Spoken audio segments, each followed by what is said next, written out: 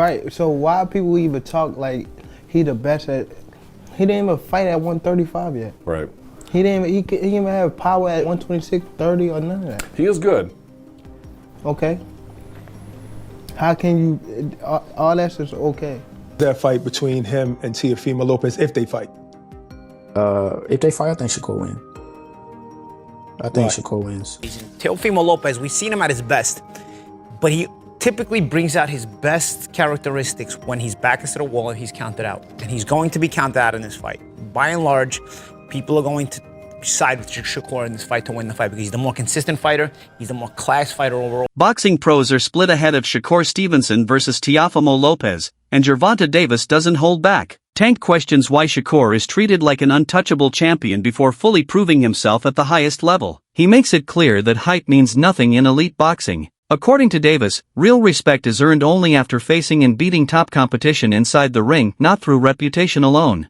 5 contemporaries have a lot to say these days. Shakur Stevenson, well, of course, he's now at 135 after all that stuff, and then Devin Haney. Right, so why people even talk like he the best at, he didn't even fight at 135 yet. Right. He didn't even have power at 126, 30 or none of that. He is good. Okay. How can you, all that's just okay. How can you stop people that can actually hit? No matter all that boxing, you're going to get hit. Paulie Malignaggi and Chris Algieri break down the matchup with sharp insight. Paulie points out that Teofimo Lopez is often overlooked because Shakur Stevenson has more fame, a bigger fan base, and stronger media presence. Many fans automatically assume Shakur has the edge, but Paulie reminds everyone that fight night is where reputations get exposed. He believes Lopez could rise to the occasion, seize the moment, and shock people by proving he belongs at the very top, possibly even beating Stevenson convincingly. Because Teofimo is at his most dangerous when he's counted out. And this is going to be one of those fights where he's going to be counted out. Because Shakur is looked at by and large as the guy who can dominate boxing in this generation, right? It's just a matter of him getting the opportunity.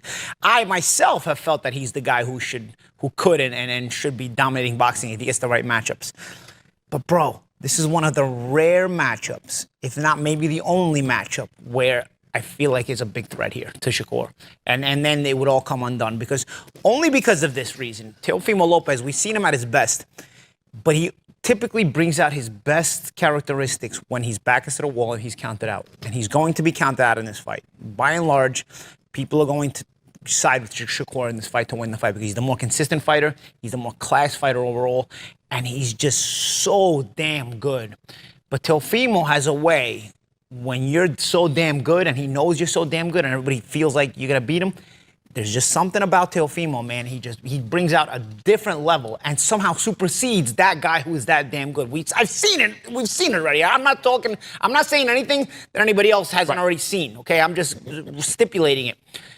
I'm going to tell you right now, I don't know who wins this fight. Because again, your better head says Shakur, but then you think about, man, Teofimo. Again, he's got the X factor. He's got the talent to. I'm telling you right now. Yeah. Shakur is extremely talented and could be the face of boxing as far as being that good and being that dominant, even though no matter how good you are.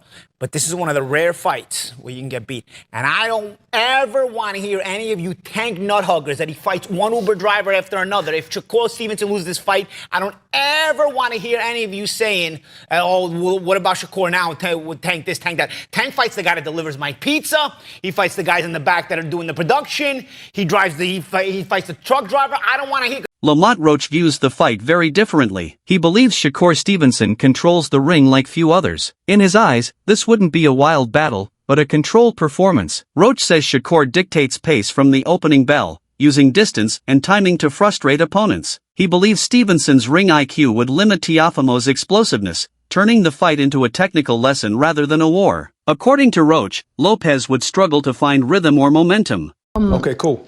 But and doing that, and so I was always going to fight this year.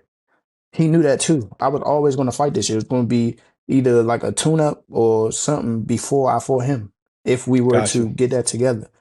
So who do you think wins that fight between him and Teofimo Lopez if they fight?